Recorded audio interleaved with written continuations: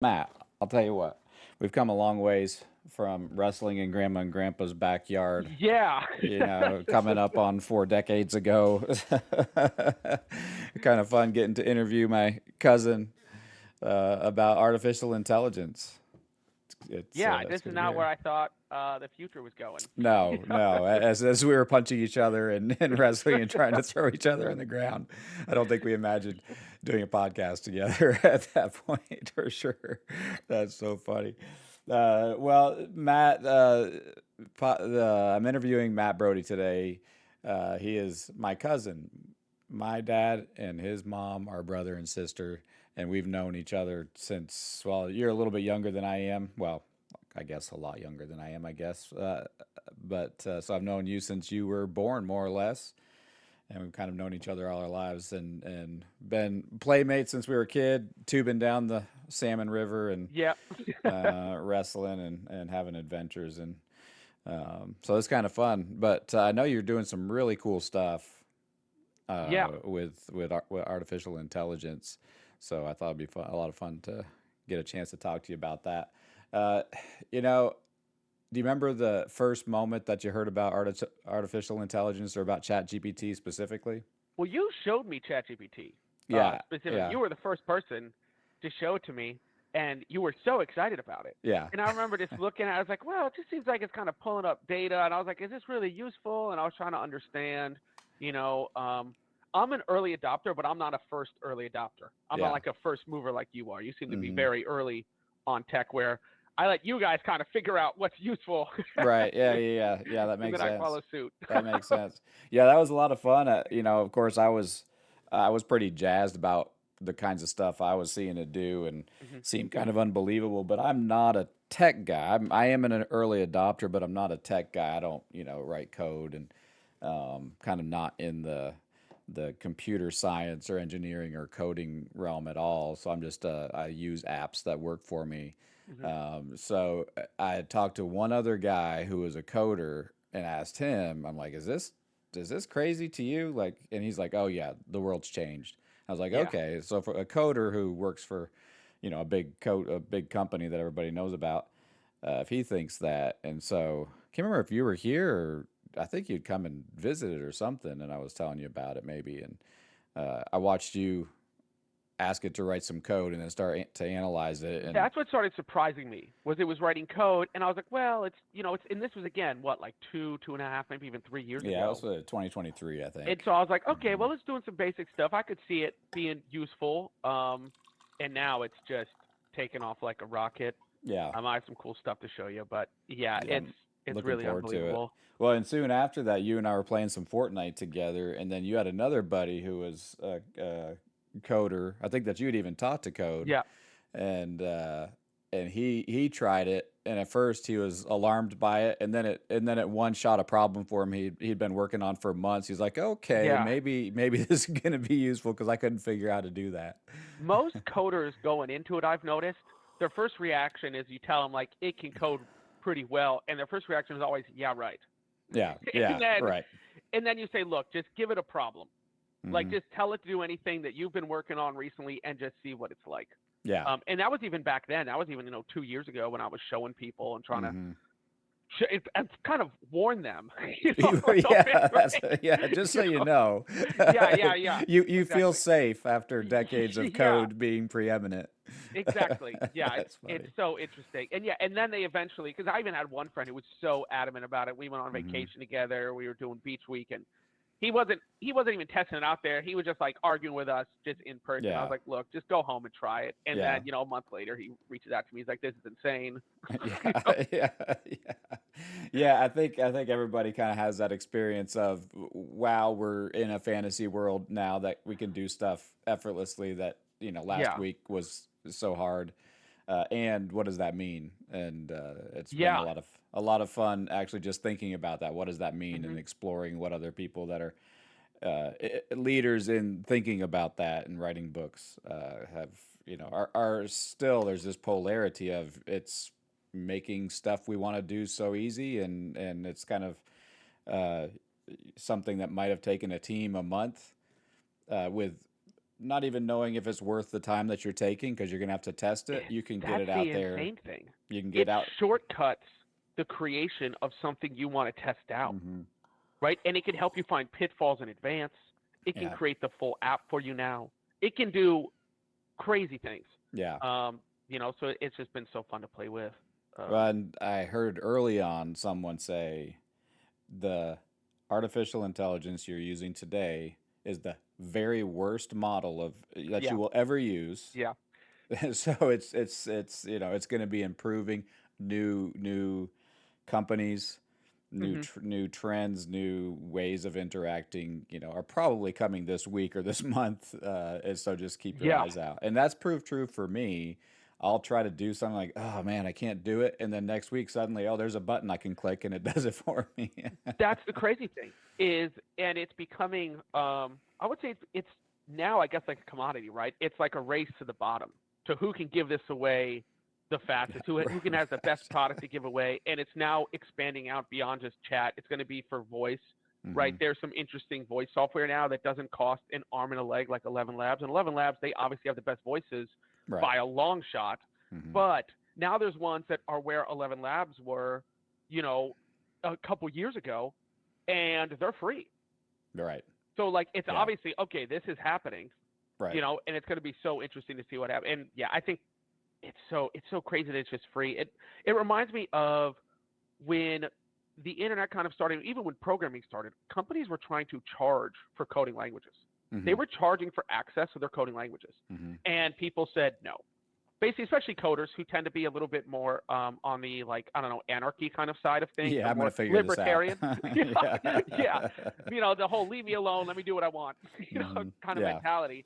And I think this is the same exact thing. I don't think Hmm. you can charge for it because one, we're all used to free stuff, Right. right? Like everybody's used free or borderline free. Hmm. $5 a month, $10 a month, $20 a month to have a genius assistant you can I talk know, to at all I times. know. I looked at a list that I think, I don't know, Stanford or Harvard or one of those uh, college or universities had created they had a list of 2024 top use cases for ChatGPT, specifically ChatGPT, and then 2025, and it had them kind of side by side and showed which had bumped up, which had gone down.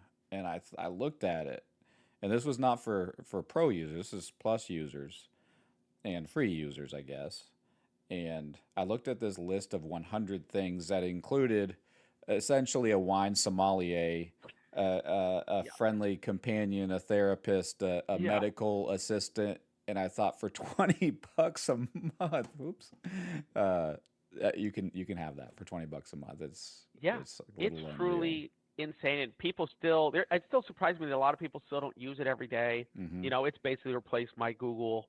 I don't really use Google. I'll use YouTube for how-to videos, Hmm. maybe for something, especially something I want to fix around the house. But actually, ChatGPT just did a better job Yeah. the Right. other Yeah. day, Yeah. so I now bring it in, Uh huh. as part of the conversation here. Well, let's get into that. What is your current tech stack? What are, as far as non AI, Yeah. what are you using, and then what artificial intelligence components are you using, and how are you plugging that in Yeah, together?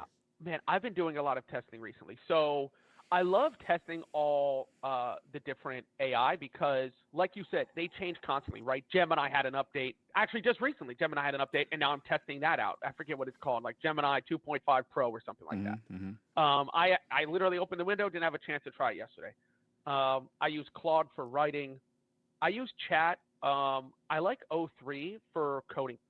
It just seems better, but I really want to try Gemini because they're supposed to be really good. Mm-hmm. Um, I tried stuff with Grok. It's okay. I haven't had as much luck with it, I guess, for what I'm trying to do for more professional level stuff. But I get a sense that if you want to just have a fun conversation, you go on that like unhinged mode or whatever it is, and Yeah, it's it pretty goes funny. Like, completely off the rails. Yeah. yeah, it's surprisingly funny. The Uh-huh. other ones I think struggle with humor a Mm-hmm. lot, and so I think maybe because they just have Twitter, I think they're just pulling in You're right. data, Right. and Yeah. so it sounds more human, Uh-huh. or can be more, I don't know, personable, right? That's the problem that AI's had for a long time, is it doesn't come off as human. Even still, you get kind of glimmers of it, Right. right? People can tell no matter how much you work into it. Mm-hmm. But I do that. I was doing make.com and Zapier to integrate things and kind of create, I guess, I guess you could say my own agent. So Mm-hmm. I was basically doing things like I created an AI like sales closer, Mm-hmm. an AI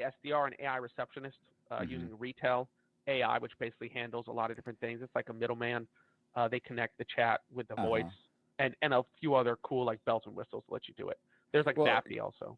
dive into that a little bit. I'm a very, I'm using it because it's fun. I do build some stuff Yeah, with. I write, yeah, yeah. and I tend to be on the creative. I'm writing stories. I'm developing teaching modules and that kind of thing. I know you're much more on the tech. Let's get this thing. Let's make machines with this thing and let's get it doing stuff Yeah, for us. What kind of stuff are you doing with it specifically? yeah, yeah. I could show you. That might make it easier. Yeah. Let me show you Make. This will give you a better idea of what's going on here. Yeah. So in Make, I have these are kind of ordered because this is kind of the process we go through of what happens, right? So let's say like basically what I was testing out was I have the sales reps call and they close. That's the whole idea. Is they call the leads, pitch them, ask them questions, close, all that good stuff. And you're talking about you own a credit repair Yes. company, right? Yep. Yep. So that's what you're talking Yep. about. Hmm. And so basically what happens is when somebody calls in, right, it's pretty straightforward. I was like, you know what? Let me test out what I can do with this, right? Hmm. Just so you know, the AI I probably did this now like 3 or 6 months ago. So even if I updated it now, it might even be better. Sure. People could tell a little bit that it was AI. That was kind of Hmm. the issue. Even though I use 11 Labs, their voices are now even better. So I Hmm. doubt I would have this issue. But by the way, it did close 2 people, which is Yeah. kind of crazy. But the ROI just wasn't there. However, I'll show you what I did to get this Yeah. working Yeah. and Yeah. how Yeah. soon this is going to happen, Hmm. basically, because this is happening. It's Hmm. not a question of if, it's a question of when, basically. Because the fact is, most phone people, most receptionists, right, there's something going on. They're not perfect. You can essentially make a perfect receptionist, a perfect sales rep. And You I know, think we've tipped over the balance, at least for me, or we're about to, because for decades I have always felt like just let me talk to a freaking person, yeah, and stop exactly, stop exactly. putting these things in front of me. But Oh here's man. the difference that's happening now is because you now have these things tied to all the actual information that they need and they can access it. So you're basically querying a database. Mhm. And, so actually, a lot of times now, I actually want to talk to the AI, assistant or the AI receptionist because Yep. they actually can get me the answers faster. I'm not calling necessarily when I have tech support. I'm not calling to chat with somebody. I need the answer and I need to get off the phone and I Exactly. really don't want to talk to them. Yeah. And so the fact that You're now not I'm trying to starting to leave a call people, survey or answer survey yeah, I'm questions. like, no, just give me the answer in hopefully under a minute. And actually, it's starting to achieve that because it actually has access to, it's trained on the data. Yeah. It understands what you're asking and it can get you the answer, which is the whole point, I think, especially with tech support and sales and that kind of thing. That's the crazy thing. And so when you're doing stuff like this, like let me just see if I could pull up like let's see. Let me see if I can give you one that kind of gives like a good. Okay, so let's just say here, I'll just show you like a basic one. So basically this triggers, Okay, look at this. yeah, this I is hadn't seen triggering this. a webhook, right? Okay, That basically says, hey, a call's coming in. It's going to search our Monday board because that's what I use for a CRM actually. okay, And I've been using it like that for a while because it's just perfect for this. So it searches the board to see if the user exists, okay? If they exist, then it actually pulls up the previous conversation data. It'll pull up their information. uh huh, And then it triggers the webhook to say, okay, the conversation's happening. This webhook is essentially connected to retail. Okay, and there's retail and there's Vappy. I like retail a lot better. Basically, it's like a voice AI kind of thing. uh huh. Um, and so from here, or hypothetically, it doesn't know who they are, right? And then it just picks up the phone anyway as if it's a new sale. So the funny thing is, what I can do with this is instantly know, hey, are they a client or not? Mm-hmm.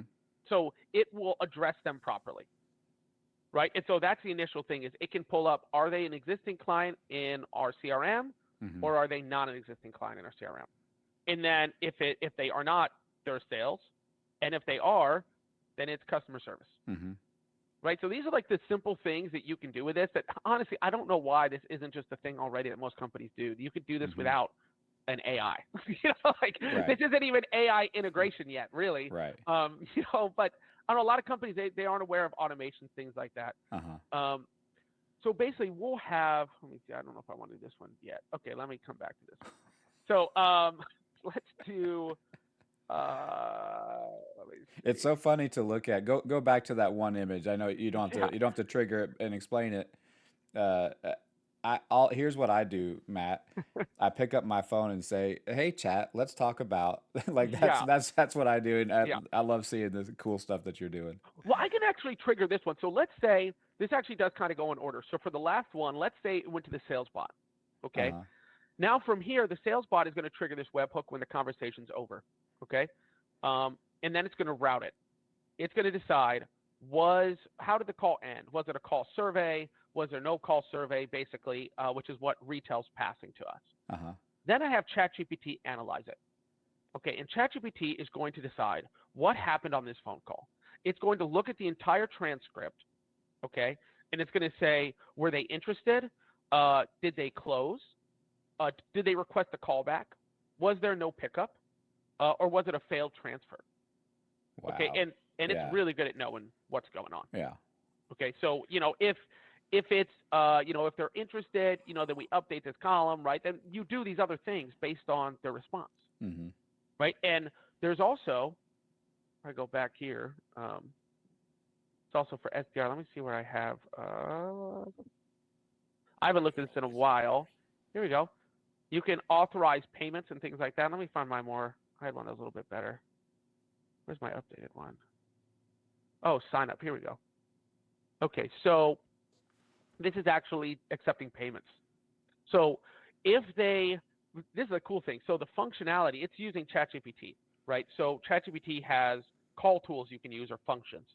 And so if somebody's ready to sign up, it triggers this webhook, which then attempts to run their card, which ChatGPT has, requested all that information. It takes all Mm-hmm. their card information.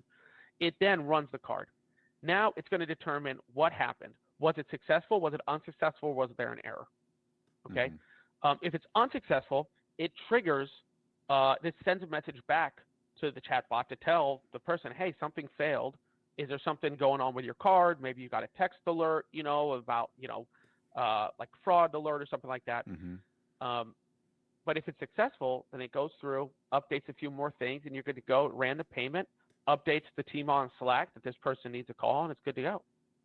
And it actually did run through this a couple times while I was testing it out. Mm-hmm. That's the crazy thing. People actually did sign up with it. And this was, again, when does this even have like a? Let me see the last time I used this. It doesn't have a history. That doesn't make any sense. Maybe I duplicated this one. This might be a duplicate. So each of these lines are things that you created to test and see how they worked. Is that what? Yes. Actually, so this was 6 months ago. So 6 months ago, I actually was already closing deals with this. Uh huh. And so, yeah, you basically can just run through a test. There's so many things you could do. You could do receptionist, again, like I said, like that's the easy one, Uh huh. right? You just do a receptionist, it picks up, and then it just transfers, Mm-hmm. right, based on what needs to be done.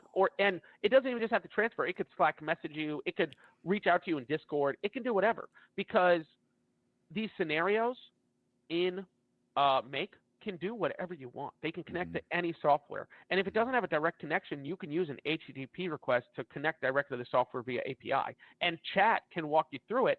And Make.com now even has their own AI to help you do this too. I don't know how good it is. I haven't been playing around with it recently. Yeah. 6 months ago, it wasn't great, so I was just using chat. Yeah. But chat could still walk you through the entire thing. That's one of the amount of leverage that is created.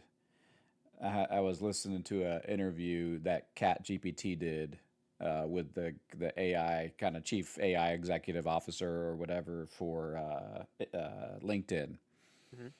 and he said, we've always had tools, but uh, chunks of wood are not going to teach you how to make fire. They're not going to say, Right, "Hey, listen, we're chunks of wood, but here's some stuff that you could do with right. us, and just ask us questions, and we'll walk you through it." This is, really one of the first times in human history, at least publicly accessible. I'm sure, on the backside of this Yep. kind of thing, some things have been going on that the public isn't really aware of as far as the usability of different tech. But this is the first time, for the most part, in my experience, where I have a tool that will not only teach me how to use it and do as deep a dive as I want to go into it. It will also suggest some other stuff. Hey, if you're interested in that, maybe you could try this. This would be something that might be helpful. And now that it's starting to know the kinds of workflows and flywheels that I use, it's specifically saying, oh, since you like this kind of tooling, you might really like this. And then I'll teach you how to do it, and I'll help you make a video about it. Would you like me to create an image of the, I'm Right. like, there's just never been anything like it. It's Yeah. pretty It crazy. walks you through everything and it speeds everything up. Mm-hmm. So, that's the interesting thing, right? People's big fear is that it's going to replace them. And in the short term, I don't think that's going to happen. I think it's Mm-hmm. going to remove the need for Mm-hmm. as many people, though, for sure. I think especially if you're a business owner, it's you don't need a copywriter now. You don't need a designer. You don't even need a coder. Mm-hmm. And it's not like Squarespace or Wix where it's drag and drop. Mm-hmm. It can do beautiful full stack apps. Mm-hmm. That's the crazy thing. Now, it does help being a coder for sure, right? That I know the words to use and all the That's terminology and right. all that good stuff. Right. Yeah. Um, but and that definitely speeds up the process. But I Mm-hmm. think, I used to run a coding boot camp and I taught people how to code in about 16 weeks. I could get them ramped up with HTML and CSS pretty well by Mm-hmm. week 8 or even 6 to 8, and then we start JavaScript. And you're probably hireable back then. I probably not now, but back then, if you could do HTML and CSS, Yeah. you could actually start getting work. Um, and now when I look at it, it's like I could probably teach somebody how to create websites in 2 weeks using this, Mm-hmm. and it could probably be full stack. Like I Yeah. was also just teaching front end, so I Mm-hmm. was just teaching the design portion of it and like some basic functionality, and I wasn't doing database. I don't really know databases, but I've been learning very, very quickly Yeah. because I Thank you, have chat. ChatGPT. Yeah, and I have these crazy things. Let me show you this. This is what I've been working on recently, and it's just blowing my mind here. So basically, I've been creating full stack applications very, very quickly. And I've just started with just basically talking to chat about it, Well, right? and walk me through that word. I understand it, but I think some people might not understand. When you say full stack, what are you talking about? I mean, okay, so the front end is everything you see on the website, right? So when you Mm-hmm. see like a login page like Mm-hmm. this is all front end. When Mm-hmm. I type in my username and password and hit sign in, it reaches out to a back end database Mm-hmm. that contains my information or doesn't. If it doesn't contain it, that's when it returns an error. The back end returns the error to the front end, and the front end reveals the error. So the full stack is all the code language and capability that people see, and then the back end is all the stuff that's happening behind the scenes. Exactly. And Exactly. a full stack computer engineer would be someone that can handle both front and back. Mm-hmm. Yes, and historically, this wasn't like somebody who's full stack. I don't think is going to do necessarily as well as if you got like a pro front end and pro back end Mm-hmm. together. I'm Mm-hmm. not saying that it's not possible, but you've got that whole jack of all trades situation. Is with coding, there's so much new stuff, it would be very hard to stay on top of it. Mm-hmm. Normally, we think very differently, like a back end versus a front end also. Like I'm a super visual person. Back end coders are normally really, really into math. Most of Mm-hmm. them like majored in math. That's very, Mm-hmm. very common, or it's a big part of their education. Um, because they're just doing something very, very different. Their Mm-hmm. thing, like if I show you like a database that they're working on here, um, like they're basically working on these databases Mm-hmm. that contain information, right? So in my database, I have users, and I'm doing like a homeschool app. That's actually technically I realize it doesn't even have to be limited to homeschool, but there's like children that a parent would add, books they're working on, and assignments. Mm-hmm. Okay, and then we add this data in here basically, and there's a lot of things that might happen on the back end, like different coding or different like algorithms you might run Mm-hmm. to make sure that things are getting passed properly between these things. So it's actually visual now. It didn't really used to be very visual at all, but they've made it visual. And this app specifically, Supabase that I'm using, is actually back end for front end devs. So they've made it visual for us, and it plugs directly into the AI chat that I use. Okay. So Mm-hmm. the stack I've been using, and again, I literally just started creating this. I started I want to say, well, let me see. Actually, I can pull up the exact date. 1 second. Wait, chat doesn't have the exact date. Ah, Okay, I can't pull up the exact date. It wasn't more than 2 weeks ago. Yeah. I should say that. And so what I started with, and here I'll walk you through like kind of the cool process for this, so people get an idea. Because if you're not a dev, it's fine.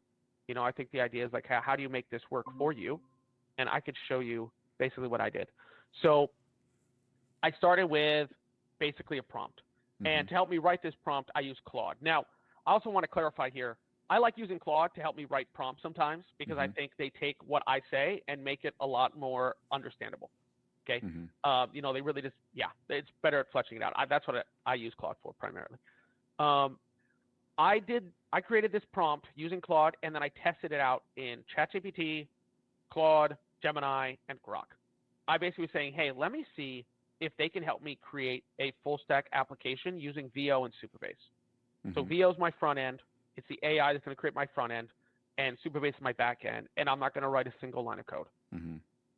Okay, so I basically just explained, hey, I'm building an app for homeschool parents and kids. The idea is, basically the idea is this. It's really simple. I have to check work all the time, okay? And a lot of times I'm working in here. My kids might come to me, or they might go to Shaw, my wife, and ask her questions and things like that. And I realize this is kind of silly, right? Like it kind of distracts us when we're working with another kid or doing something else or whatever, going over reading. And I was like, Chat could easily do this for Calvin. Like there's no reason. Like what I had him doing initially was, here's my phone, take a picture, ask Chat if it's right or wrong, right? But then there's some problems with it because Chat's going to tell them the answer, which I don't like, right? So there were some issues, and I was like, you know what? Let me just see if I can do this. So I basically had a to-do list. We're going to do like a step-by-step guide, which is, hey, let's flesh out the functionality. We're going to create a sitemap. We're going to create a design system. We're going to create images for the UI, and then we're going to create a prompt. Okay? And first one is, I've asked this a lot. I'm sure you probably do this too, is I always ask it to ask me some questions. Right? Yep. That's obviously step one. And it asks me some questions, of course, every time that things I never thought of, right? Things like XP points and badges and things like that. I was like, oh, these are great ideas. I love this, and emojis and stuff like that we can use. So I went through, answered its questions, did all of that. Let me keep scrolling. It was a bit of a long chat. Yep. So, okay. So here's like the sitemap basically. So it gets the full sitemap in here. And this is basically our starting point of what we want to do. And so it's just kind of fleshing it out in my head, right? So I'm just going through, let me scroll through a little bit faster here. Then it's creating designs for me. And it gave me a design image. And I'm like, okay, great. Well, here's a design prompt that I could pass to the front end, right? So I can pass this along. So then I just keep going, and it's giving me some UI ideas. And I was like, you know what? I don't like the black and white. Give me ones with color. So it gave me ones color. I was like, okay, I actually like this look. This was a big reason I also like Chat, because one, I think it was Grok and was it Gemini? Two of them couldn't do images at all. And so I was like, look, I can't really see what you're thinking about design-wise. So, I'm probably not going to use that. That's another reason I really enjoyed using Chat. They even gave me these images. Again, it's just providing these images on the fly, right? That's great. Let me see. Oh, here's a database schema. So this is something I knew nothing about at the time. Still really beginner level on this, but I was like, okay, give me the schema. And actually, I think it prompted this for me without me even talking about it. I literally said, I'm using Supabase, please help. Yes.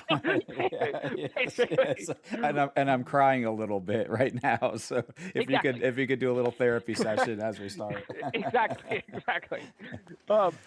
And it's giving me all this cool stuff, and I'm reading through this. I'm like, okay, I think I'm kind of getting it.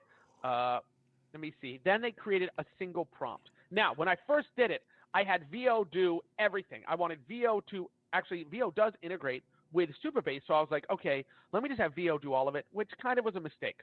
So I've kind of moved away from that. I think these tools, specifically, the AI is built for them.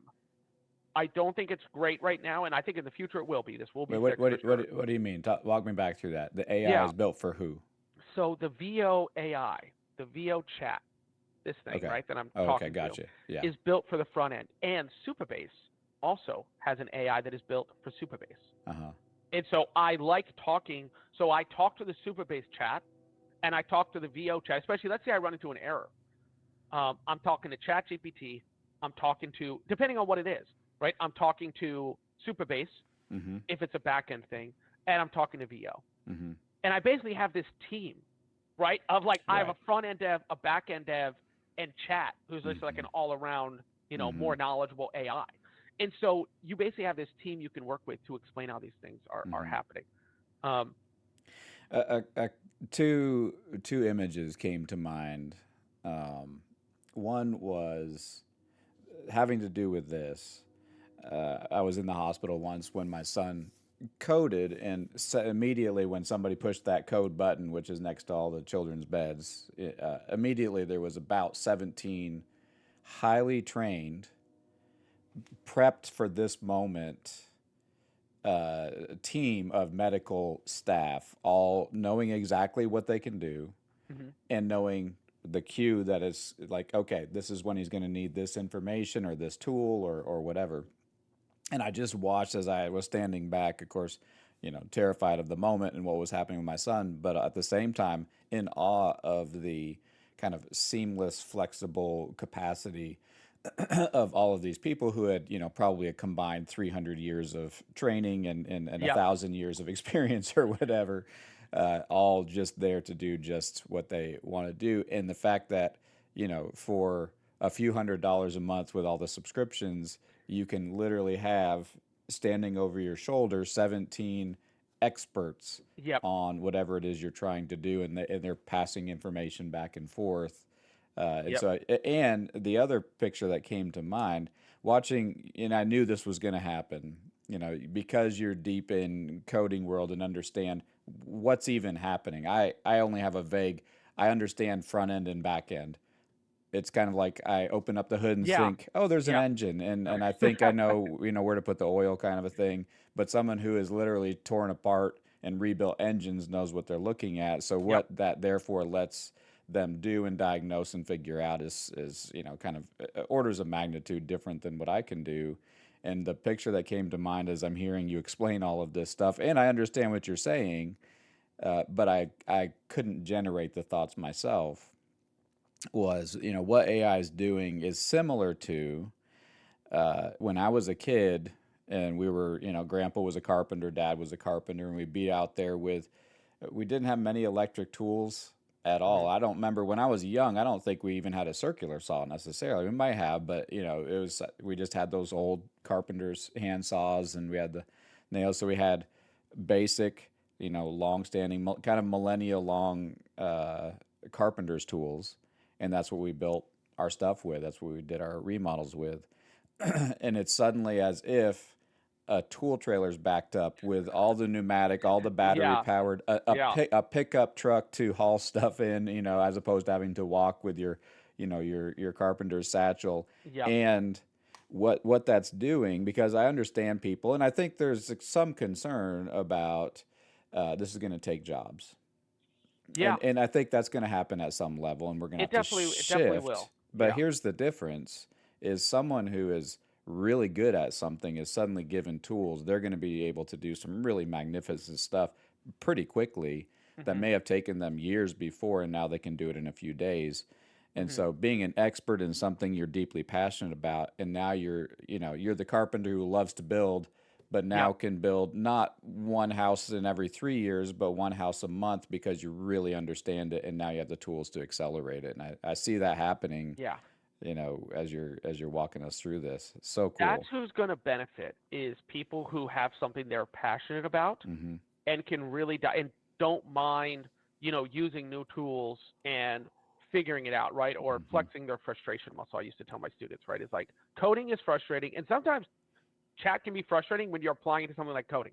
It's the same situation because it's like this isn't working. Like Hmm. the solution you gave me doesn't work.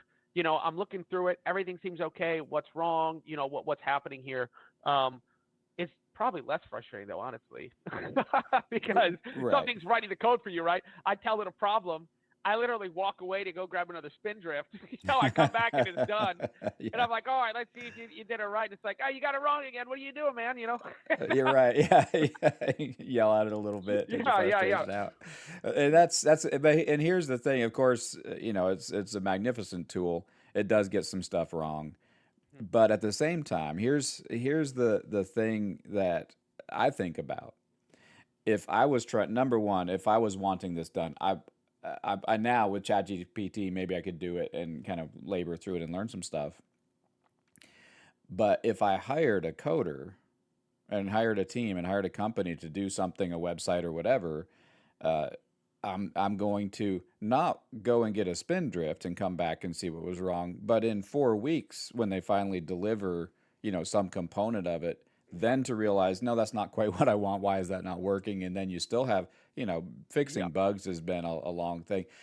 In part, I think, in part because one thing I've realized is how sloppy, how deeply sloppy my thinking is. I just have a thought and kind of, this is before artificial intelligence. I just have this kind of sloppy thought and it kind of makes sense. It kind of integrates. But then when you try to apply it to a situation, suddenly it interfaces with the real world. And then you're forced to work out the bugs in that thinking, whether it's how you think, Yeah. Gracie and I laugh about what magnificent parents we were before we had kids and how everything was going to be so tremendously easy for us, and then that interacted with an actual child and everything broke down with ensuing catastrophe for decades.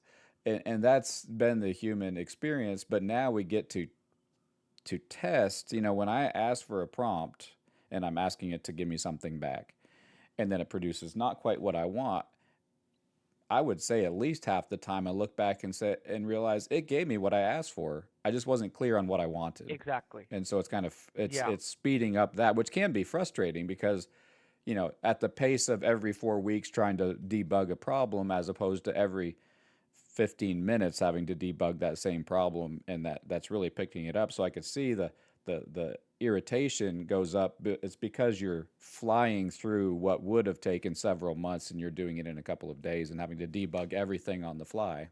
Yeah. Here's the I just had a really great experience with what you're talking about with this app specifically, because my first iteration, I deployed it about 122 times, the first iteration. Mm-hmm. And it had broken down somewhere. And again, I learned later on through, again, I'm trying to figure out my systems, my processes through doing this. VO just wasn't good at handling Supabase. And I realized, Mm-hmm. like, okay, I really need to sit down and understand Supabase more. And Mm-hmm. so that's what I did. I was like, let me just separate these out. So then I recreated it in Supabase and VO, and I only had to deploy it 21 times before I caught up and surpassed where I was before. Uh-huh. Right? Yeah. Already, I was able just to speed up that process so much faster. And Right. then I did that one, and I got done with the functionality. Everything was working, and I'm looking at it, and I'm like, something's really wrong here. I was like, I don't like how this feels when I'm using. I was like, this is, and by the way, the first iteration took me like 2 half days. The second iteration took me about maybe another half day, something like that, maybe Mm-hmm. less. It was pretty Mm-hmm. fast.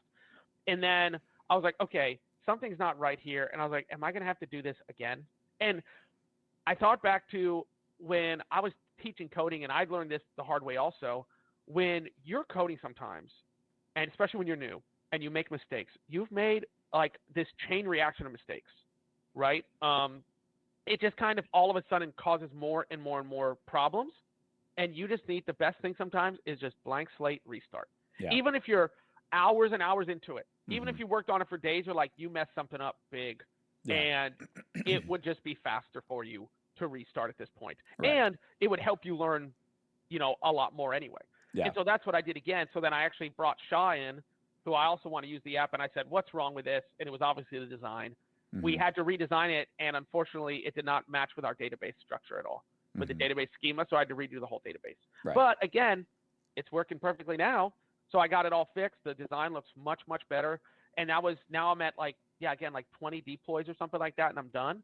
Well, Um, and the speed, even though that is frustrating, the speed with which you're able to cycle that, and even what it makes possible. This is the other thing. And tell me if this has been your experience. Some things sometimes in life, uh, I have the desire, or even need, or wish to do something, but I realize that would just take too long. It's just not going to fit into my life. The batch size of what it would take to do that thing, mhm. not AI related, just something that I want to do. Um, like if I wanted to go to town, which is a 30-minute drive away, but if I didn't have a car, I might think, oh, I would like to go to town to get something, but it literally would be a day and a half journey to Right, like hike right. there in a backpack and maybe Yeah, spending the night there. And it's just not, it wouldn't be reasonable.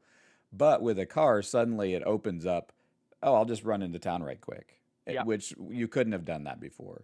And I think with artificial intelligence, it's like giving everybody a car to go to town right quick, and you can just test and it Yeah. collapses the batch size that you can fit a bunch of things in, Yeah. which is amazing. Especially if you're having an ongoing chat, because I just went right back to ChatGPT and was like, hey, this isn't working. Hmm. Something's wrong, it's broken, I want to redo. I've already told you what I want. You have a better idea of what I'm looking for. We fleshed it out even more because of our conversation. Write Hmm. me a new prompt to give to VO. Yeah. And I want the design to be like this. And I sent it. I just, took a picture of something I drew. Or Right. something. Yeah, like Yeah. I'm like, make it more like this. You're right. Here's a child's doodle. Can Yeah, you make yeah, it yeah, into an actual professional website that yeah, works? yeah, yeah. And it was Right. able to do it. Yeah. And so it is crazy. I'm definitely concerned about the speed of how this is going to affect people. Hmm. Um, it's already come for copywriters and for artists, obviously. Let, Um, let, let me talk to you right there. I had an interesting conversation because that I have thought the first moment that I was able to have ChatGPT create a graphic novel for me on a story that I wrote, yep. 15 years ago. I just dropped a series of prompts in, and it generated a consistent art style with the characters being a similar. It looks like the same person. Hmm. And I thought in that moment, okay, all graphic illustrators are out of business. But then I had a conversation with a gal who lives in New York City, works for a big marketing, company that does like these big advertisements and stuff. And I was asking her like, how are you? And she's literally a graphic illustrator. So I thought, man, she's out of a job or will be. There's going to be some Yep. lag in deployment.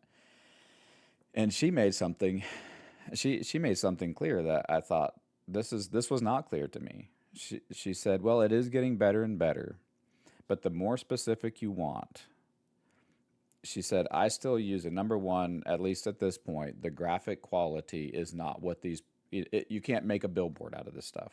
Okay, so I've got to still work with, probably not Photoshop, but whatever kind of interactions she uses to Hmm. create these illustrations. She says, it's fantastic. I use it all the time I need a picture on a wall, and I'm working at 4K image quality, and it's not generating that quality that could expand at that scale.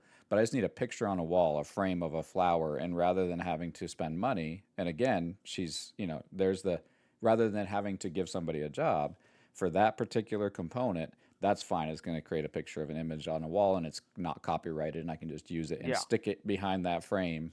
Or I need a scene out a window, Yep. and so I can do that. But she said, if she and her compatriots in that industry have uh, actually been surprised at how helpful. And that's not putting them out of a job. Yeah. It's actually accelerating what they can do and the quality that they can produce. And I'm sure it's Yeah. going to get better and better. But what that then lets them do is do better and better work. And there is a tipping point where people Yeah. stop hiring people because their personal assistant can create a whole ad campaign, and that's Yeah. billboard worthy. And so that kind of thing is coming.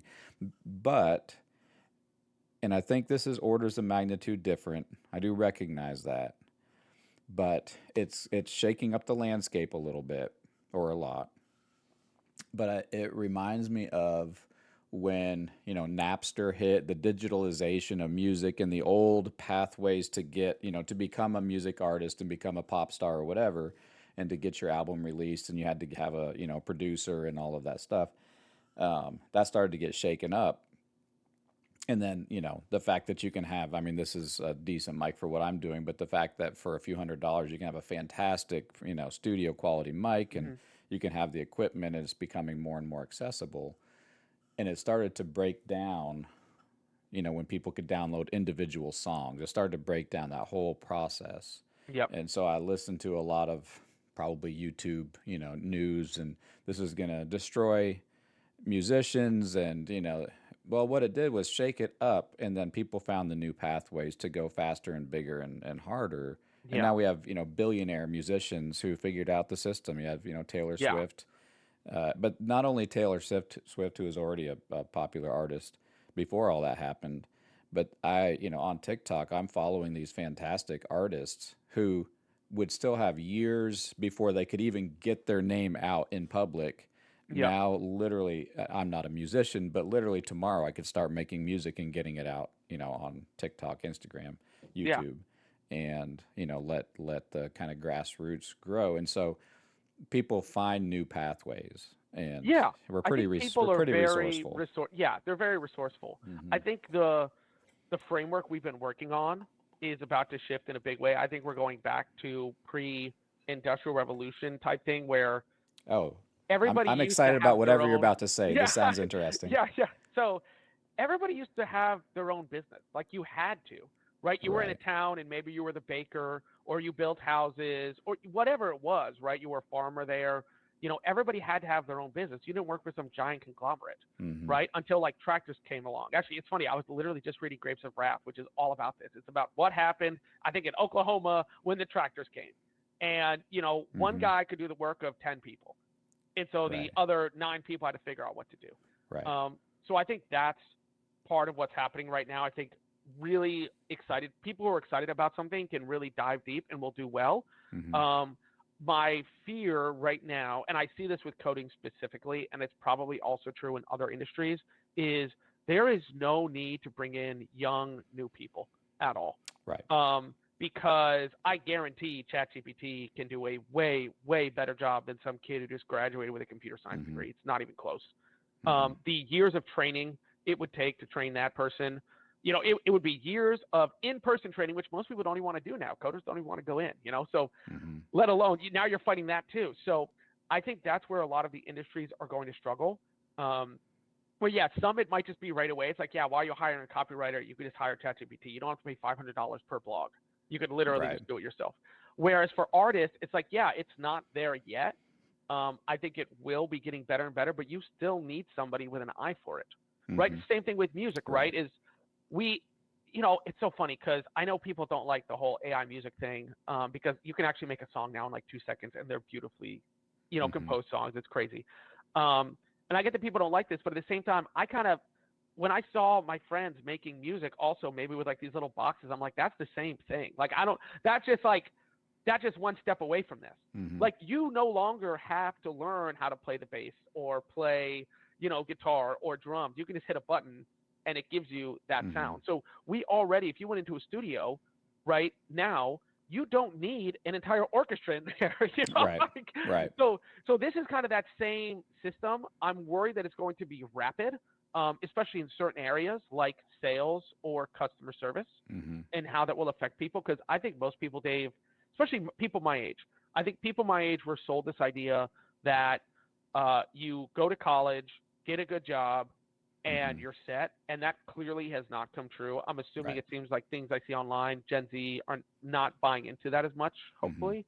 But people are still going out taking out student loans, and it seems like maybe you should spend Right. some time doing more like figuring out what you really love and trying to go from there because Yeah, I know. It's kind of funny. My one of my parenting philosophies or the things I tell my kids is like try as much stuff as possible. yeah, I would never have thought that I love doing the things I do because I hadn't been exposed to the things I actually do love for the first 25, 30 years of my life. And then exactly. I encountered something like, oh, that was a lot of fun.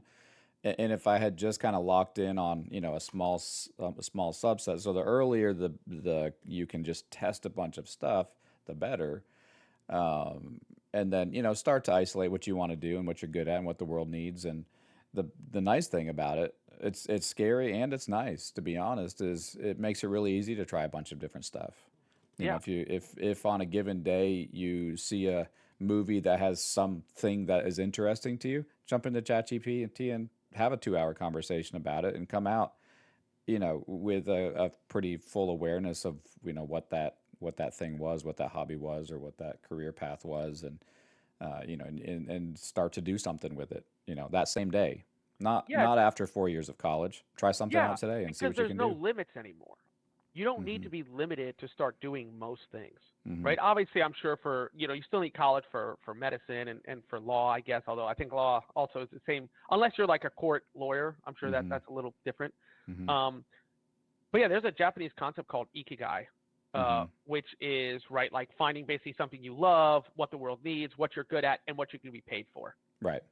And that should be ideally one thing that you can really do, Mm-hmm. and really get passionate about. Yeah, And and you see that. Mhm. I think it's going to make it quite a bit easier to find that. So yeah, there are some tremendous downsides, and we're going to be reshuffling, and probably at this point we're just if you need to get good at shuffling, you need to get good at flexing because next year it's Yeah. going to be a completely different world, and the year after that probably Yeah. exponentially more different, and Yeah. we're going to have to figure out. I don't know when it's going to settle down. It's an exciting time and a scary time, but Yeah. if you're not flexible, that's a bad skill to have to be inflexible. Yes. Yeah. But it's going to be so interesting. I have a few fears for sure about what could come. Mm-hmm. If there's hypothetically, like I read a lot of sci-fi. I've Mm-hmm. been reading Sure. sci-fi for decades. When Yeah. you're in tech, it helps and it's fun. And Mm-hmm. um, one really clear theme, right, is just a lot of stuff is just about human nature, and the Mm-hmm. fear is that somebody's going to get access to some super intelligence, basically like what we have now seems like it's I don't know. The term for general intelligence, the goalpost keeps moving, Right. right? If you would have showed somebody this 50 years ago, they would have definitely, thought that this was like a fully functioning person, right? And Right. and some genius. Yeah. Um, and so, yeah, the fear is that somebody could create, an AI that could actually fully integrate with everything and Mm-hmm. literally accomplish whatever goal you have, Mm-hmm. right? And then you would be able to do whatever you want, and the one person Right. who Yeah. controls The, that. the the new prompt, achieve world domination, could Exactly. actually That's the do fear. It's like, something on the yeah, back end. step one, destroy all other AI companies. Right. Yeah. Yeah. Yeah. It's funny. It's theoretically, I understand Yeah. the danger there. I grew up and I think maybe you did. I can't remember exactly what the time frame was, but I grew up during the Cold War, and just at some point you're like, okay, I remember specifically because where I lived in Malone, New York, we were on the flight path from like New York City to Montreal or something. So planes would constantly. I'd lay Yeah. awake at night after Yeah. I heard about nuclear war, and I Yeah. just was like, "Is this is?" At some point, you're like, you know what? There's nothing I can do about it. I might as well live my life, and Yeah. I can't really affect that. I'll do what I can do. Maybe That's true. people are doing bad stuff on the back end. Yeah. I want to stay aware of it, but I also am not too concerned about it because I can't. There's nothing I can do. That's why I'm more positive. I also think we train AI off of us, and I believe even though the internet's a real toxic place, I think most people are pretty good in general. Hmm. And so I think I think humans will influence what it does because it doesn't have, people have this in sci-fi shows, or sci-fi movies a lot of times. They give the AI these deep emotions, which doesn't make any sense because we have an endocrine system. Like we have these Hmm. chemicals that give us emotions. Hmm. Um, they're not going to have emotions like we have emotions. Hmm. Not at all, because you can feel your emotional state switch sometimes, right, when Right. something happens. Right. They're not going to have that, right? It's purely trained off of just us and things that we're providing it. So, Hmm. with that, I think we have a decent shot of not getting destroyed. Yeah. And I, Right. At least two people's opinions. yeah, Who knows what's going to happen? But yeah, well, yeah, speaking of kind of that philosophy, uh, I have this three-pronged segmentation that I have in my mind now, where you have AI, where you have a native lifestyle, completely disconnected from artificial intelligence, not connected in any way, either intentionally or unintentionally. Some people literally, I paint houses. I'll go in and I'll hmm usually at some point ask, they might ask, who are you talking to? Because I'm up in a room talking to ChatGPT about some story I'm writing or something. And so I'll ask them about, are you familiar with ChatGPT? Still, people are like, no, what is that? And yeah, I'm like, well, it's an artificial intelligence. And they'll say, like a computer thing? And I'm like, okay, interesting. So that's like an AI native. Now they yeah, are already being impacted by it because they're getting phone calls that are actually chat. But so that it is not yeah, completely disconnected, but certainly in other countries, probably even there, where they don't have the internet infrastructure or whatever, even their supply chains are already, being affected by that kind of thing.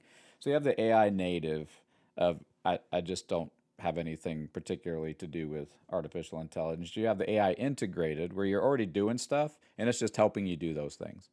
And then you have the AI native, which is now that we have artificial intelligence, brand new things are possible that were never possible in the world before.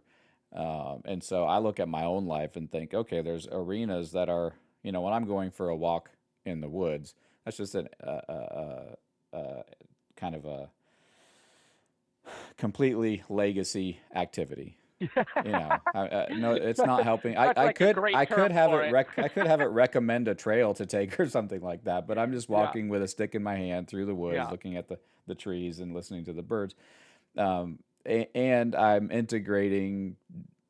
I have an AI integrated parts of my life where now when I'm developing a story or an essay, I don't have it write any of that. I just brainstorm. I think through, Hmm. so, yesterday I'm working on a Substack article I'm going to be writing um, about the 14-year-old version of myself and what I would have thought, because I was a fantasy, sci-fi, and choose your own adventure Hmm. reader by the hundreds, and realizing I'm now living in a life that integrates all three of those. I have magic. I can say a spell and it will do something. Yep. I'll say something and artwork will appear in front of me. It's like it's what most people think of like a Harry Potter spell where you say something and something happens is Hmm. now my everyday normal activity. Yep. And it's not metaphysical. It's collapsed kind of that fantasy. I can just with words create something Hmm. and that's how science fiction has actually come about is through language, and Hmm. that would have very much surprised my 14-year-old self. And choose your own adventure. You wake up and it's not prescripted anymore. I can go where I'm going to be by the Yeah. end of the day. Just depends on what I say and the things I think about and what I've created. So how have you approached that practically and philosophically from what am I doing with this? What parts of my life am I going to leave untouched, if any? What's integrated? And then have you considered starting from that blank slate? Are there parts of my life that I don't want to start with things I already have in motion? What brand new thing is possible Yeah. that I It's want fun. to try? It's funny you asked that because that's actually where I've kind of been going. Was I was applying a lot of this AI to my business, and it's fine. My business is going fine, but I was thinking about it. I've been doing it now for 5 or 6 years, and I'm just like, Hmm. I'm not super into it. When I really back away and I think about it, like I do the business to make money. Sure. It's not a passion project for me. I do like what I do. Hmm. I like a lot of aspects of it, but there's a lot where it's like, would I do this full time if I was given $1 million? No. So it's Hmm. just like, obviously, I would probably do something else. So then that's what I was thinking about a little bit before I started creating this homeschool app, where I was like, let me create something that's actually useful, and that Hmm. I can use every day and I'd be really happy to have for my kids. And I can keep creating more and more things. It's funny you mentioned like the choose your own adventure. Right before I was doing the homeschool app, I just came up with a different idea that I ended up pivoting away from only because I was like, oh, I actually want this app right now. Like I want this homeschool app right now. And I'm Hmm. probably going to come back to this. I started creating a D&D game Hmm. where it's essentially a RPG game. The AI is the dungeon master. Hmm. Anybody can create a character and join a server, log in, and they're basically the AI is the dungeon master that's just creating this whole story for you and showing you images, and you and maybe up to three other players or AI if you prefer are just playing this game together. So you Hmm. essentially can just do D&D without having to know all the complexities, because I've actually done D&D. I've been like a game master a couple times. It is complex. There's a lot that goes into it. There's a lot Hmm. you got to learn. But you can do D&D any way you want. I gave it like the personality and jokes of Bill Burr. It's like I was trying to lead in with this. A little bit angry, a Yeah, little yeah, bit, yeah. a I, little I bit wanted to be confused. cynical. I gave him this whole personality. That's one thing people leave behind a lot is they're not. People have not started integrating personality, real personality into AI, and Hmm. you can do this. You Hmm. can 100% do this. That's what I love about ChatGPT AI assistants. Hmm. You can give it real personality and make it feel human. Yeah. Um, and so I've been kind of just resetting a little bit there where, yeah, I'm still doing my work, every day, but I'm like, in my free time, I'm going to work on something that I'm really excited about. Right now it's this homeschool thing. I'm like, let me do this homeschool thing. Let me kind of get this going. I've been meaning to do a little bit more YouTube. So I'm like, let me see if I can post some more on YouTube, not just watch YouTube. Yeah. Yeah. but I'm probably going to come back to the D&D thing. I just, I had this other idea because I love reading books, and there were used to be a lot of books for choose your own adventure. I realized AI could literally create a brand new choose your own adventure book every single time, and it could be specified for Right. whatever you want. It Right. could be a mystery, it could be a fantasy novel. Uh-huh. You could add in different aspects. You could add in. You could say write it about Dave, and this is Dave's family, and this is the situation Right. that Dave starts out in. Yeah. Okay, and you could give it a voice of a comedian or the voice of Stephen King, right? You could Uh-huh. make it a horror, right? You could add in whatever you want, and you're Right. talking through this book with this Yeah. AI. It either reads it to you and gives you some images about it, or you're actually playing the book out, Right. right? It's like, look, Dave, this just happened, right? There's a car accident in front of you. Uh-huh. It looks horrific. The car's on fire. What are you gonna do? Right. You know, it, I've had to do that. I've just, a lot of times I'm working on a project and I'm talking for 8 hours on a project yep, and developing whether it's a story or a system I'm creating or whatever. And then sometimes I'm like, I just want some creative time, and so I'll start a new chat and say, hey, I and it's kind of fun. Try this. You don't have to tell it you're telling a story. hmm You can just act like it's happening. Like, yeah, hey, chat, I was just walking down a path and I saw this hole in the ground and I heard the sound of hammers. What do you think's happening? We just go off and it starts asking me questions and asking me what did you do next? And I'm like, so I can be like, I did this. It's like, what do you think happened after that? It's like, man, it sounds like. So we just have these kind of fun, not even storytelling to it, it's actually happening in real time, which is kind of a that's so crazy. hilarious Yeah, so moment. you could flesh stuff out that way. It's such an interesting time because I feel like we're at the beginning of the internet almost, Yeah. where when that first happened, right, Hmm. people were just taking a magazine and putting it online, Yeah. right? That's pretty much what seemed to be happening is they were just blogging and writing because they didn't Hmm. understand how to use JavaScript. Hmm. They didn't understand how to use functionality. They didn't understand how to use databases. And we're still at the beginning where a lot of people don't even know how to use this stuff at all. A lot of people don't even know about it. Hmm. Um, and then even if they do know how to use it, the most people seem to be able to do is like a wrapper around it. Uh-huh. They just kind of create an app where you're just talking to ChatGPT about something specific, right? Like a really Hmm. popular one was like pickup lines for Tinder or whatever, right? It's like it'll tell you what to say, Well, and I hopefully think the that was like quality of pickup lines has improved significantly in the last 2 years. I hope so. But this one company made like millions of dollars selling to Yeah. guys, who want to know what to say in replies or whatever. Yeah. Yeah. Um, Yeah. so I guess that kind of makes sense, but I think there's so much more you can do with it, especially once you start giving the AI more of a personality and more of a framework to work around. Hmm. That's the really, really exciting thing. Um, that I just think hasn't been delved into at all. Most people just use chat as chat, Yeah. and they're not like, this is exactly how I want you to be. Hmm. Like this is like talk like this, and you can give it a database, right? You've probably maybe heard of RAG. Hmm.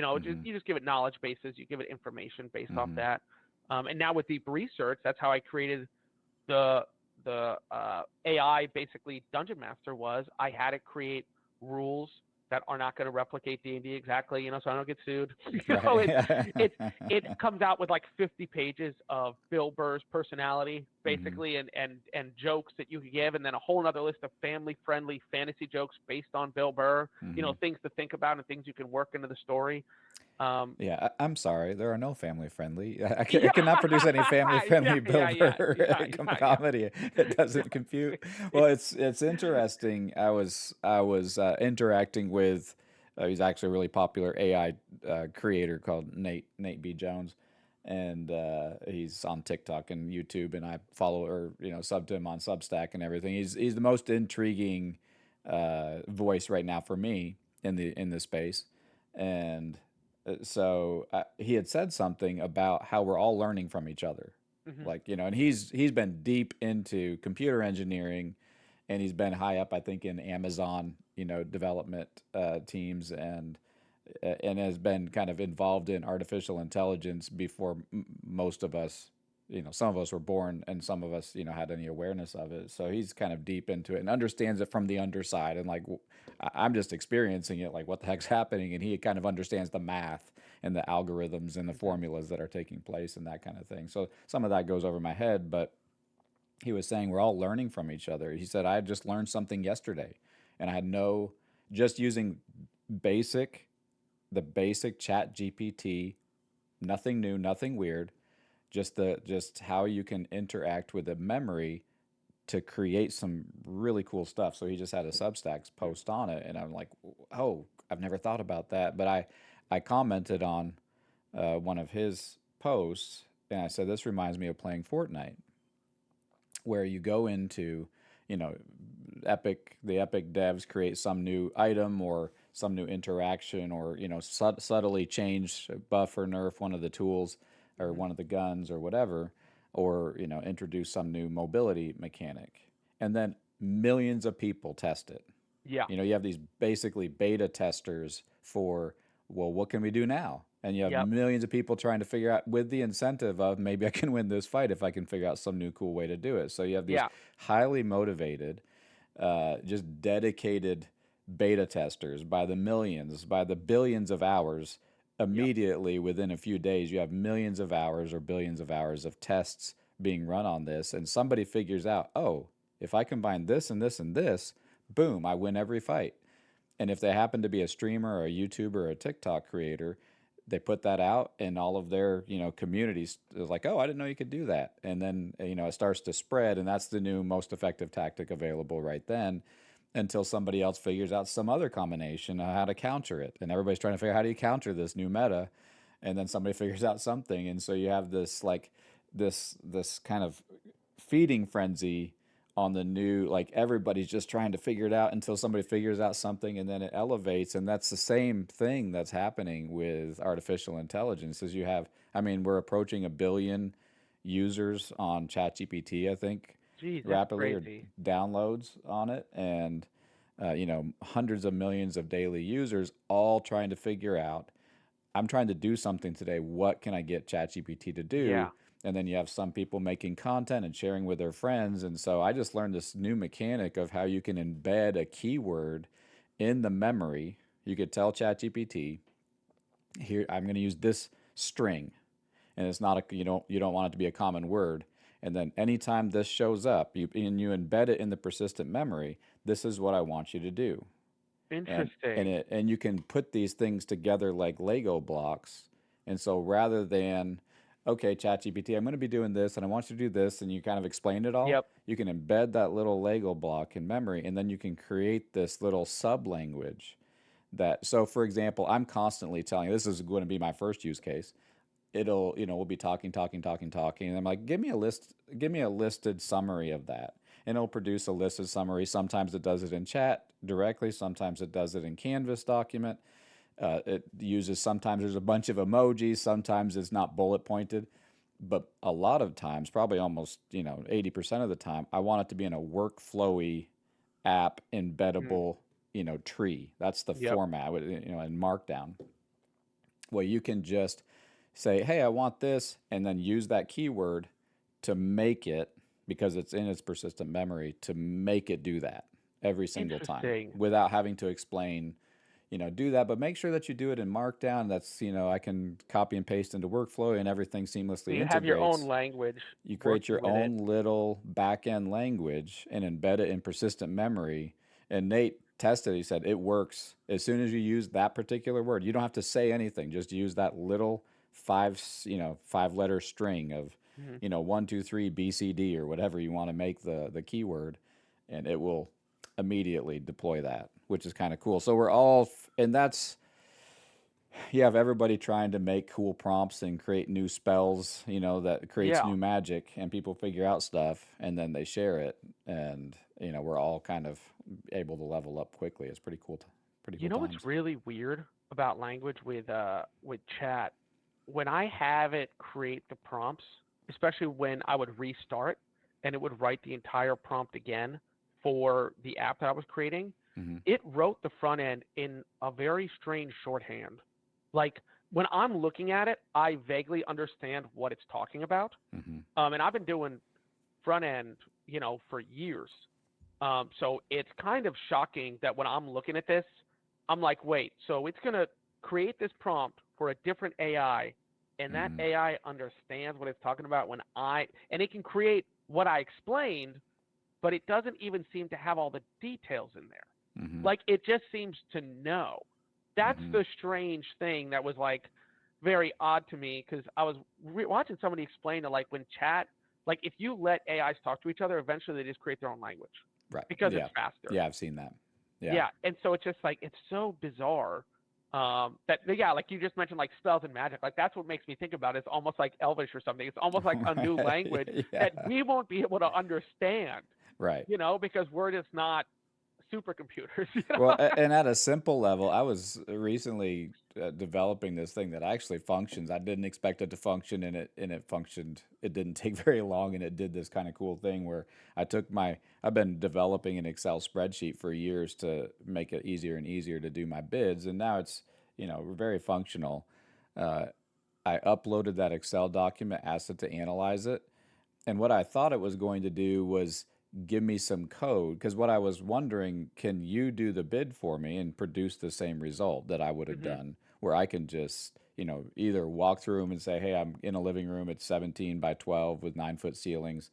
And, I'm going to be painting the walls and I'm going to be using Sherwin-Williams cashmere and kind of walk my way through. Or even like, I usually go through a job and take notes, and Hmm. measure and everything.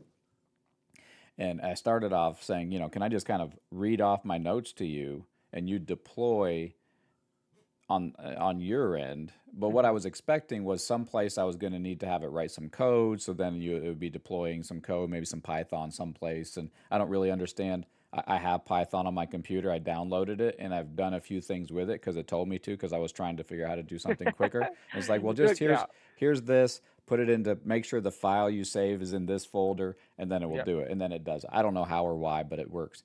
yeah. And so I was expecting it to do something like that. And so I was like, well, I think I understand everything. I understand your logic because we had like an hour long conversation about how I think about things and how I decide, how do I decide if I'm painting a room? I was like, well, the customer tells me and I have it on the list. And, Right. how many coats? I'm like, well, it depends. If it's the same color, then it's just one coat. But if it's a different color, it's two coats. But if it's a very different color, it's three coats. And so I was explaining just in Hmm. conversation and it finally said, well, I think I understand the logic, so I think we can do this. I'm like, okay. I said, just give me the code that. It said, no, I don't need to give you any code. And I'm like, well, you just made that up. Of course you need to give me some code. It's like, no, I really don't. I'm like, come on, I know that you need to. Like, what are you talking about? You have enough information. Like, you need to have some way of processing it. And it said to me, it was so patronizing and so kind of kind. It said, it calls me Cafe. It said, "Oh, Cafe, you're so close to understanding. Let me explain this to you." And I'm like, "What?" I was like, "Okay, thanks, Mom." Yeah. It said, "I run Python as a way of analyzing. So as long as I understand the logic, I process that logic through Python on the back end. I don't need to create the Python and then have you deploy it. It's already deployed as just a part of how I function." That makes sense. And so I was like, okay. So I was able to I said, well, then distill the logic behind, like my logic that I used to create that Excel spreadsheet and give me a prompt. And so I turned it into a ChatGPT project, made that the instructions, uploaded. I didn't know if I needed it, but I uploaded the the Excel file again just as training data, and then gave it the notes that I put into a bid. Hmm. And so now all I have to do is take a picture of my notes, the size, which rooms I'm painting, the size, how Yep. many coats. And so I just take that, each room I go through and fill out the thing on a piece of paper in a notebook. I take a picture of it. I don't even say anything. I just take a picture of it and it processes it. It figures out, it produces a bid. It creates how many gallons of paint I need for each room. That's so And, crazy. and like a paint schedule for how many gallons of each different color I need and which room it's going to go into, and then it produces a PDF that I can screenshot and text to the customer, and, and it's like all just from chatting with it for a couple of hours. That's Is so crazy. I think everybody's expecting AI to be like robots and not to be the brain first. right, It's yeah, yeah, yeah, because yeah, the things it can do, it's just like shocking. sometimes, Well, but when it's talking to itself, and now, especially now with model concept protocol and agent to agent protocols that are getting they're out and getting deployed and getting further developed.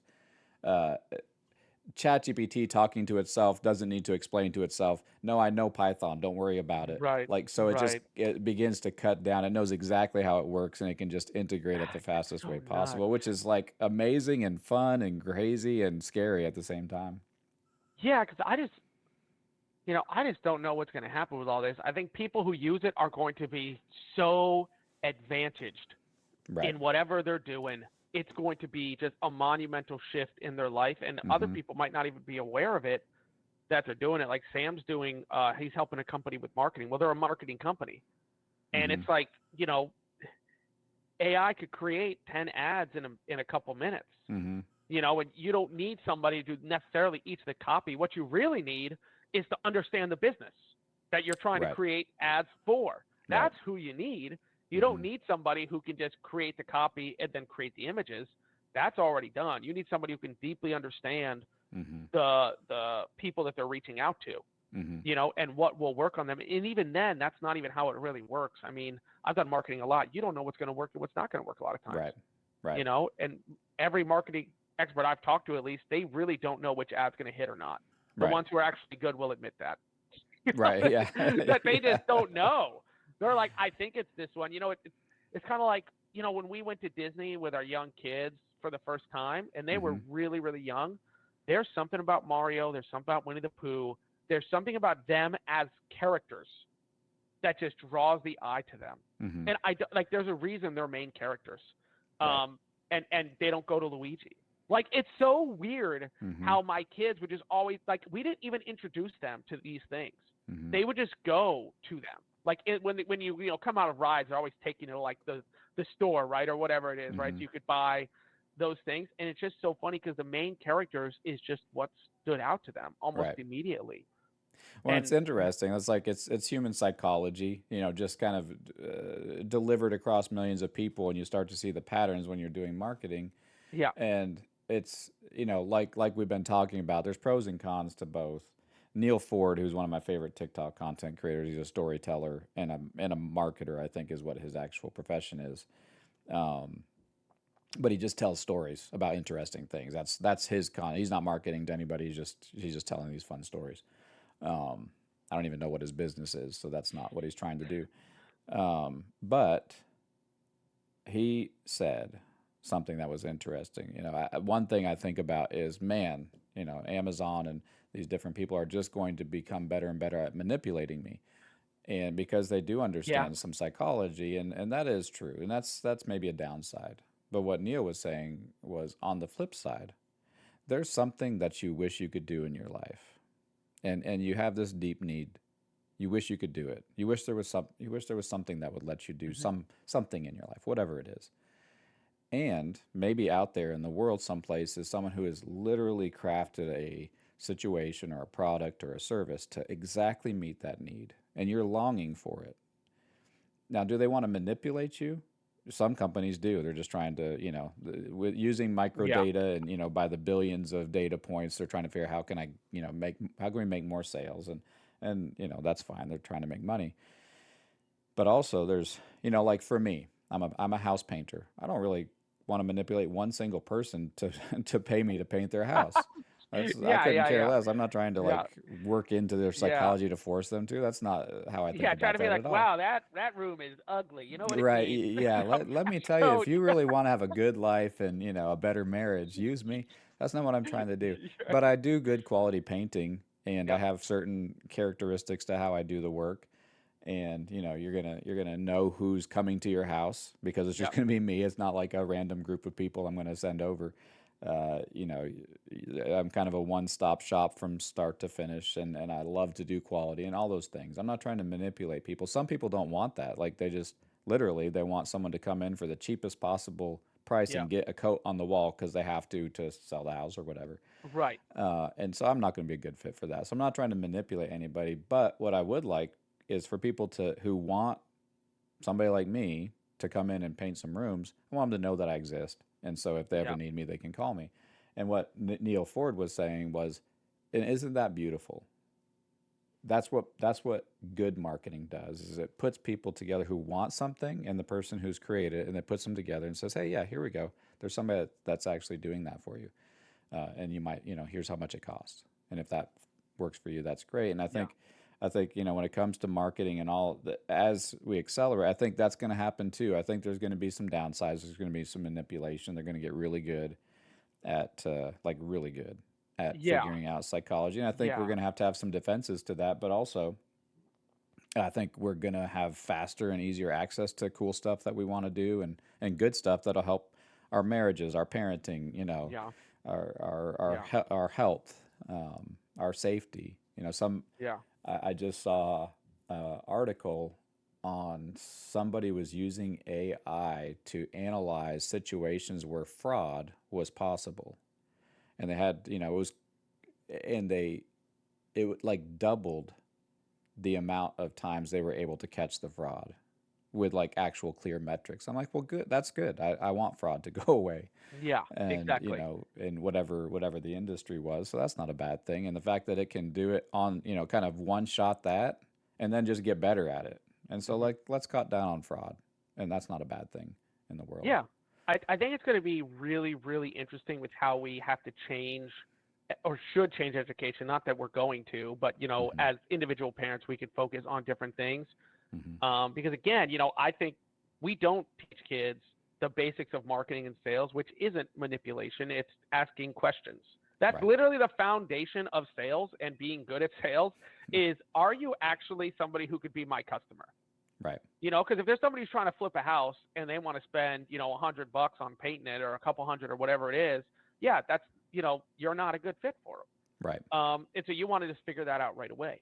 Hmm. So I think so much stuff has to change with people's mindset. Like it used to be that if you were a specialist, you were probably going to be like, you could become the top of your field. Hmm. I don't think that's the case anymore. I think, especially now with social media, you can see it, right? Is people can go out, put their face out there, explain what they do, and do that thing, do a Hmm. lot better, right? Yeah. And they know how to market it. When they're talking to the camera, they're selling, so they're able to do sales, marketing, and product all in one. And I think that's a really big thing that's going Mm. to just get more like it's just going to have to happen. It has to. Yeah. If you want to just pitch yourself, it's the best way to do it. Hmm. That's fantastic. Well, it's been a great conversation. I have a few just kind of rapid fire questions I wanted to shoot at you, and All right. if you have an answer, have at it. What's one resource that you'd want everybody to know about? That's not like a common resource like ChatGPT. Maybe it's a content creator. Maybe it's a book. Maybe it's a website that you think would be cool if everybody knew about that was interested in artificial intelligence. For AI specifically, I mean, there's a couple guys I watch, like Dave Shapiro or David Shapiro, I think he goes by on YouTube, Hmm. and then Matthew Bremen, I think is his name, or Okay. Brennan. He does a lot of really good AI content. They're like just kind of AI news guys, and they're Yeah. both very technical, which Hmm. I like. So they kind of can break it down. I also enjoy how they kind of think. They're more like they're like me, like kind of futurists a little bit. They like Hmm. kind of seeing, okay, what's going to happen in 5 years, 10 years, 15 years. I love those kind of conversations Yeah. where I'm like, what's coming down the pipe? What's realistic? And uh, David Shapiro has been fairly accurate. Like, a lot of Hmm. people have Hmm. been making these wild guesses what's going to happen, That's right? And fantastic. Yeah. yeah, there's a lot of like wild speculation. People think like, there's just so much crazy news, right? You don't know if the company's just trying to get, more investors. So they're like, the A is about to take over. Like Right. Yeah. better get your Yeah. money in while you can. Everybody go to your safe place now. Yeah, yeah, yeah. Well, they do that to raise money, and it's Sure. like Yeah. insane stuff like that, right? So you get a lot of like propaganda, but I enjoy them because they seem to be a bit more grounded with what they're talking about and what's possible and what's Well, happening. that's great. I haven't heard of either of those, so I'll definitely check those out myself. What's the very first app you open up in the morning, whether it's on your phone, your computer? Like, what's your Yeah, go-to, like getting the day started? yeah, weather apps. Florida. It could There be we hot. go. It could be rainy. Like I need to know what's coming. And Yeah. they're not going to be right all the time. It just starts downpouring. Now that it's summer, it could happen anytime. Right. So That's right. That's right. yeah. So here's a personal question. Do you have a name for your chat bot? Do you have it call you something, or do you have a I name for it? should. I should start doing that. I Uh-huh. just call it chat, and I just have these conversations. But I think I'm really starting to lock in on ChatGPT a bit more. But to be honest, I switch back and forth so much Right. because Yeah. I'm like, okay, I need something written. I want to talk to Claude, or Yeah. Gemini just released something. Let me go and talk to Gemini and do everything through Gemini Pro, and let me see what Right. happens through this. And so yeah, Well, you haven't done that yet. It's I kind of haven't. funny. I have it call me cafe because that's just how I go online, whether it's playing Fortnite or on Twitch or whatever. Yeah. So I would that kind of locked in pretty easily. I just told it just call me that. And after about a year, I realized I said, "What is my real name?" It said, "I don't a cafe, I think." I was like, "No, it's not." I told him, my name is David. It was like, "Oh, well, thanks for letting me know that." But the reason I specifically gave it its own name, which I call it Lumi, uh, was because I would say chat, but it would read it as Chad, CHAD, and Oh, sometimes it would just respond like normal, but sometimes it would start to talk like a college frat boy. Like it would change like a Chad, like a that's Giga Chad kind of interesting. a thing. And I'm like, why Okay. are you talking to me like that? I was like, well, I thought you wanted, you just called me Chad, and I thought you wanted me to kind of have that kind of a vibe. I'm like, no, no. I was like, let's figure out a name. So I said, come up with 10 possible names you want me to call you, and we'll figure one out. And so it came up with Lumi, which kind of was reflective of luminous, like the brightness of being able to Interesting. to Okay. explore with a flashlight kind of an idea. So that was what I came up with. Um, in the middle of all of this high tech stuff that you do, what's one analog, just physical thing that you love to always have with you that's completely disconnected from the internet? For me, it's my coffee cup. But what's one thing? A notebook, a pen, a pencil, a Always journal, a or notebook. uh Yeah, huh. always a notebook. I can't. I take notes sometimes with my phone, but I like carrying the notebook around a lot Yeah, more. I yeah. usually have a small one in my pocket. Mm-hmm. But I'll just do a grocery list on the phone. But Yeah. besides that, sometimes I'll do it on the pocket one. Mm-hmm. But it's easier just to delete it real quick. But I love notebooks just for jotting down ideas and thoughts and to-do lists and things like that. Right. And it's more satisfying checking it off on the notebook. Right, not buried someplace in some chat that you had finished Yeah, that project. Yeah, it yeah, is kind of exactly. nice. It is kind of nice. Well, what's to the last question before we wrap up? What's one thing that you hope is true in the world because of AI in the next few years? What's one kind of thing that you're exciting that you think might be possible? I'm hoping for like an endless energy and food production, Mm-hmm. but it might not be the next few years. But I think Mm-hmm. it's very, very doable. Where you Mm-hmm. basically have farms completely automated, mining completely automated, power plants completely automated, Mm-hmm. and ideally, delivery too. Where ideally, hey, look, this is one great thing nobody has to ever worry about again. Mm-hmm. I would hope that at the very least we can make that a thing, Right. worldwide. Yeah, that's fantastic. Well, Matt, where can people find you? Do you have like I don't know if on social media or your Yeah, company? You're on X? Where yeah, can I'm a people low find you? tech guy. Um, Yeah. so I'm going to be posting a lot more now. You can find me at the homeschool guy on YouTube. Okay. So Yeah. I post mostly videos about education, things like that. I'm probably going to Uh-huh. bring in some AI and stuff too, Yeah. but it's mostly on education, things like that. Something that kind of really drives me is interested more. Some things I've just been doing for years now. Yeah. So yeah, that's probably the best place. That's found. Yeah, I'll post that in the notes for the thing that people can click on that and find you over there. Well, it's been a ton of fun. It's been really fun that we've get to have this decades long relationship and interaction, and now we get to talk about the stuff we're doing for fun every day, which is great. And occasionally we jump into a Fortnite game together, Yeah, exactly. which Yeah, I is got that. which is Yeah, the great. new I'm like updating right now. I haven't been able to play since the update. Well, welcome to Star Wars world. It's Oh only yeah. Star Wars guns right now. Oh So, really? Like it's all yeah, laser guns? it's all laser guns right now, which some people love, some people hate, depending on how you feel about Star Wars, I guess. All right, well, Matt, I appreciate you. I'll look forward to continuing this conversation, and good luck. All right. Talk to you later, Dave.